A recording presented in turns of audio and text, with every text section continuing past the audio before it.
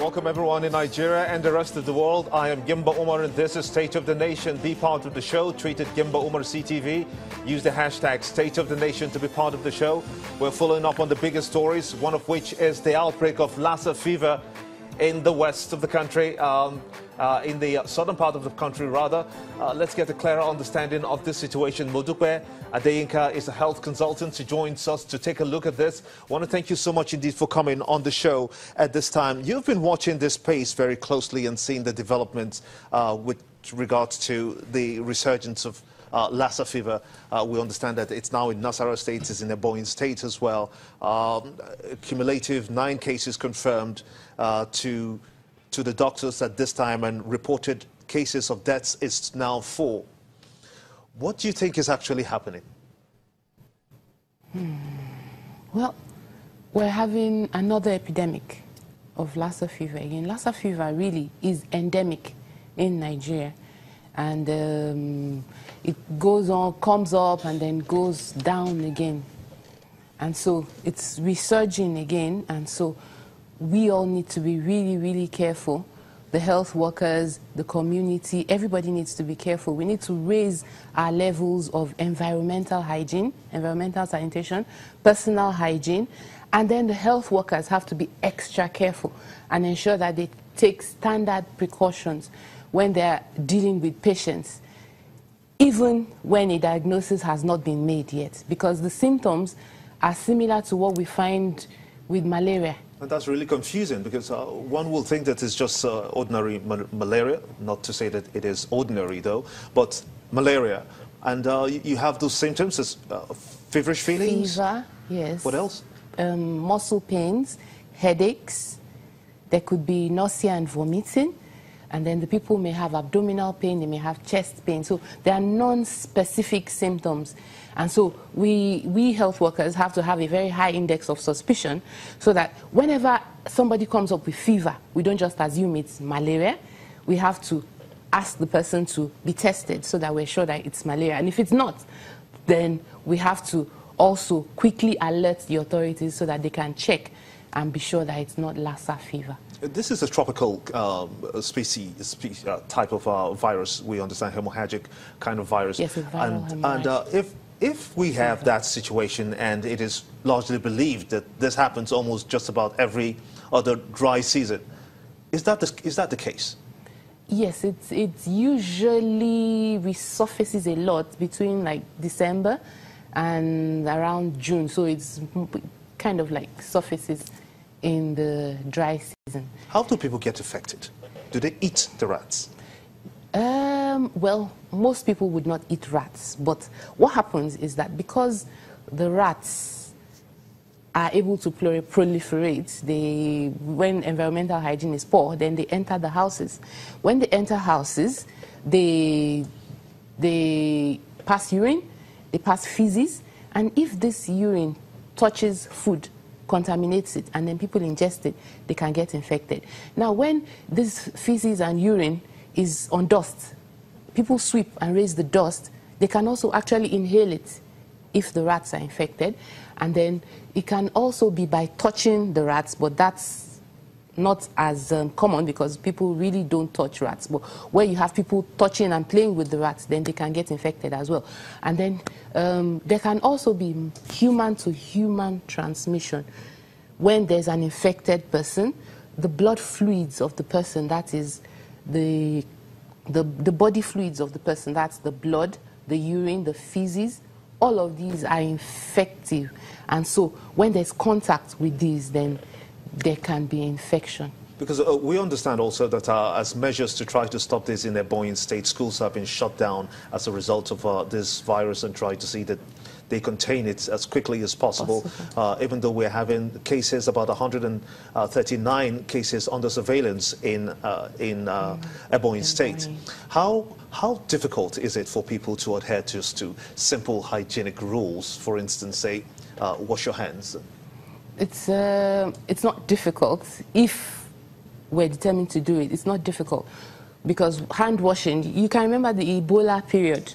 We were all washing our hands. Everybody was washing. When you get to a place, you find even where there's no running water, they put water in buckets with taps, and then they make you wash your hand before you go in. So we can actually wash our hands. So it's a question of, do we want to? But to protect ourselves and to prevent the spread of this disease and other diseases as well, we really do need to wash our hands. Will sterilizers work in this situation? That's hand sanitizers? Yes. Yes, they would work as well. They would work as well, but hand washing would be best. But if you cannot wash your hands, for example, health workers now, you speak to and touch so many patients. So in between, you may just use a sanitizer in between. But when you know that you are going to touch body fluids or you are going to come in contact with body fluids, then of course you must wear gloves. And it's advised double gloves for that matter.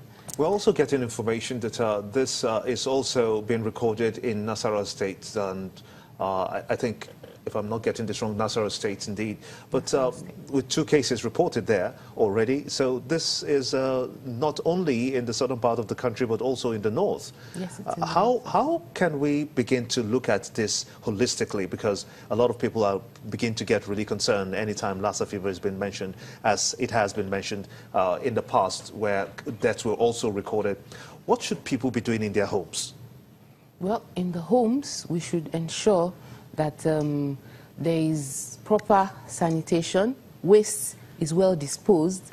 The waste, when it is disposed, is covered so that it's not exposed to rats. And then when there are openings in the houses where rats can come in, then these openings should be blocked so that rats can not have access into our houses. And then, of course, outside also, because, for example, in Lagos State now, we're seeing a lot of refuse everywhere on the roads. So we need to actually quickly get rid of these, because these refuse all over the place will allow the rats to multiply. They will have, you know, food. To breed even more. Yes, they will breed even more. And then that will make them spread, and then they can spread diseases as well. And when they find that their way into people's houses, then they start to contaminate things and spread more disease. Do you think the primary health care apparatus in this country is able to address that kind of situation if we have a major epidemic in our hands? Well, we were able to deal with Ebola, so if we do what we're supposed to do, then we can handle it, actually. But everybody needs to be doing what they're supposed to do. So if everybody is doing their work and everybody is, we're taking standard precautions, people are reporting, they're not hiding.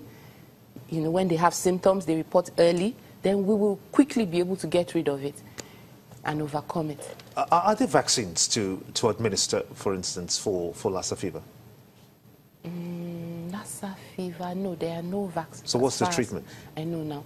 But there's treatment for it. There's an antiviral drug called ribavirin, which would be administered to whoever is suffering from the disease.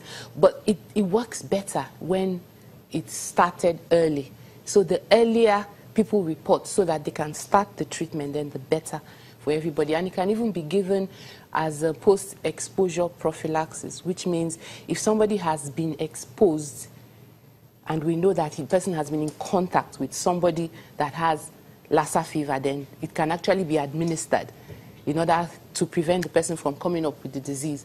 But the key thing is to be able to identify quickly and then to ensure that even when we don't know what the person is suffering from, we're maintaining the standard precautions so that peradventure that person, if that person actually had Lassa fever, then the person is not going to spread it to everybody else around them, especially the health workers. Because judging from what has happened in the past, what you hear is that maybe there's a case recorded in a state X, before you know it, there's a state another Y, and then it graduates to Z, and then starts all over from A again, and then you're having as much as even 11 or 12 states all battling with this kind of situation. We've recorded that in the past. So what should state governments be doing now to perhaps try to strengthen their healthcare backups to attend to these kind of cases? Well, state governments should be proactive. They shouldn't wait until Lassa fever surfaces in their states before they start doing something. So they should make sure that people are aware of the disease, and then people are keeping the environments clean. So there should be like health education for people so that they know the importance of keeping the environment clean, of hand washing, of proper hygiene, and then the different ways in which people can get the virus. And so when they do this, when people are aware, then people are able to prevent it. Because Lassa fever really is endemic in Nigeria. By endemic, we mean that it is normally present in the environment. So, and the reservoir is that rat, the common rat. So if people are aware, then people can actively prevent contact with the rats and then contamination of their food with the rat feces and urine. So food, people should know that food, like different types of food should in be barns, kept in storage facilities, yes, should be in kept storage and in houses, properly sealed. Yes, should be sealed in rodent-proof containers so that these animals don't have access, and then as much as possible get rid of the rats from the houses as well. Modupe Adinka, a health consultant. Akinka, my apologies. Many thanks indeed for talking to us on this very troubling situation we have in Ebonyi as well as in Nasarawa State, where Lassa fever is ravaging at the moment. Many thanks indeed for your time and your thoughts.